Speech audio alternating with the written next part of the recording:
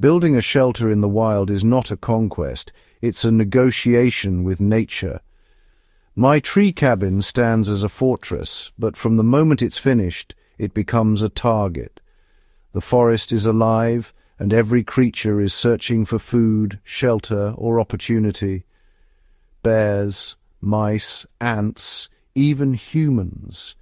Each sees the cabin as something different, each a unique challenge. Understanding these threats is the first step in protecting your sanctuary.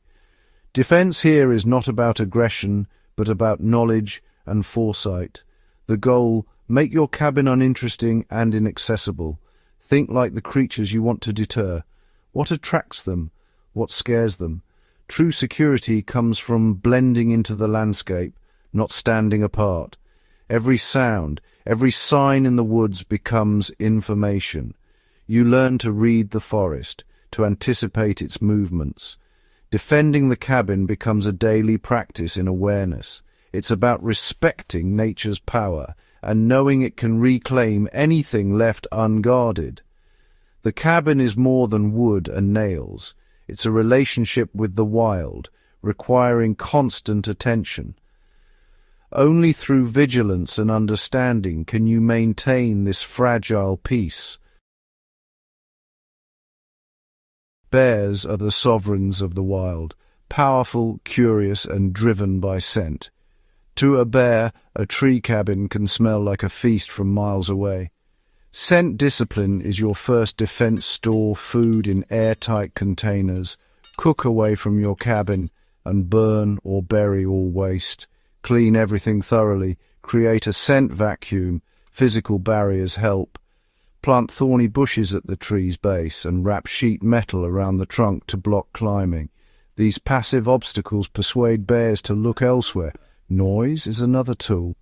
A simple tripwire alarm with cans or a bell can startle a bear into retreat. The goal isn't confrontation, but to make your cabin seem risky and uninviting. Bears move on when the effort outweighs the reward. With the right precautions, you can coexist without conflict. In the wild, prevention is always better than confrontation. Rodents are relentless infiltrators. Mice, squirrels, and rats can squeeze through tiny gaps and cause major damage. Their siege is constant, especially as the weather cools. The solution: seal every crack and hole with steel wool, which rodents hate to chew. Inspect your cabin's exterior.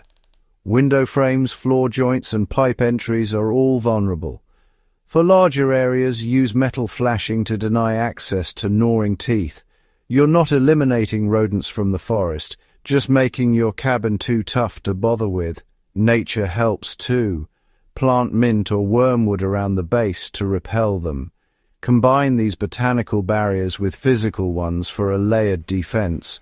Simple, practical techniques, often using what the forest provides, are your best tools. Persistence and attention to detail keep your shelter rodent-free. Insects, ants, beetles, mosquitoes can be the most persistent invaders. Protect your wood with grease bands. A sticky barrier of animal fat and pine pitch around the trunk and beams stops crawling insects. Maintain and reapply after rain for best results.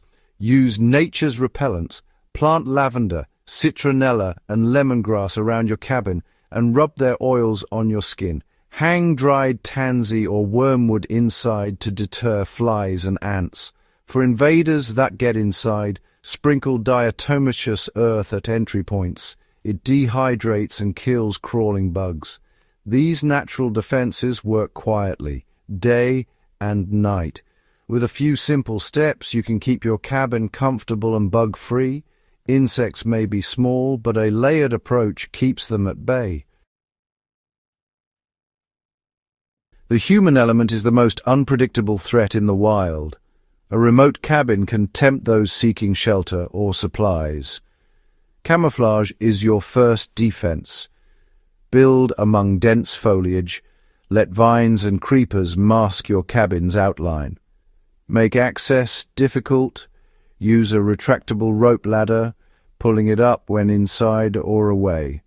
No visible entry means most intruders will move on. Harden the cabin bar windows with timber shutters. Secure the door with a heavy wooden bar or lock.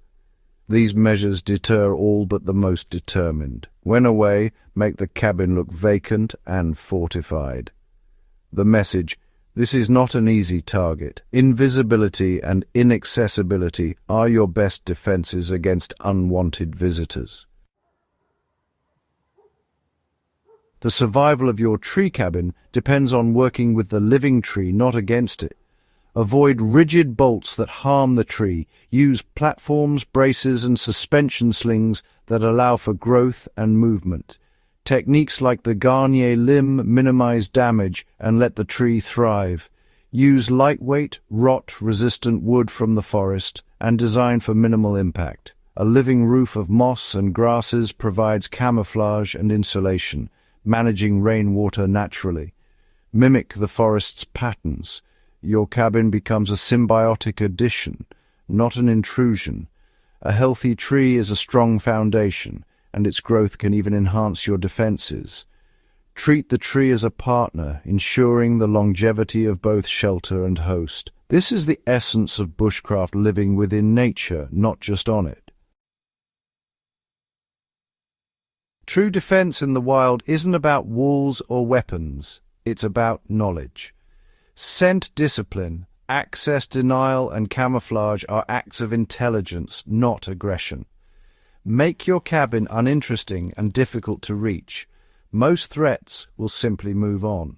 Each silent success, no bear, no mouse, no intruder, is a victory of foresight. These are ancient skills honed by our ancestors and still effective today. Security comes from awareness, not armor. In the wild, old wisdom outlasts new technology. Vigilance is a privilege, sharpening your senses and deepening your connection to the land. The safety of your outpost reflects your skill and preparation. True strength is living in harmony with the wild, becoming part of its rhythm, and protecting what you've built by blending in.